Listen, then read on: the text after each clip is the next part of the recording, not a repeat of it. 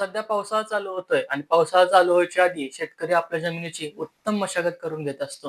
कारण जमिनीची जर उत्तम मशागत करून घेतली नाही, तर त्यातून येणारं पीक हे देखील उत्तम नसतं. तसंच आयुर्वेदामध्ये आपल्या निरोगी गर्भधारणेची तुलना आचार्य सुश्रुतांनी या शेतीशी केली आहे. आयुर्वेदामध्ये उत्तम संततीसाठी जसं बीज महत्वाचं ठरतं, तसं अजून 3 घटक आहेत. प्रामुख्याने ते 4 घटक आहेत. ते 4 घटक म्हणजे ऋतू, क्षेत्र, अंबू आणि बीज. तर त्यातील ऋतू म्हणजे योग्य वेळ, क्षेत्र म्हणजे गर्भाशय, अंबू म्हणजे शरीराचं पोषण आणि बीज म्हणजे स्त्री बीज आणि पुरुष बीज. सध्या अनेक जोडपी वैधत्वाचा सामना करतात. दुर्दैवाने काही उपचारांमध्ये एकाच गोष्टीकडे खूप लक्ष दिलं जातं. पण आयुर्वेदामध्ये हे सांगितलेले 4 घटक जर व्यवस्थित असतील, तर नक्कीच उत्तम गर्भधारणा राहू शकते. त्यामुळेच तुमचे जर रिपोर्ट नॉर्मल असून सुद्धा तुमची गर्भधारणा राहत नसेल, तर घाबरू नका.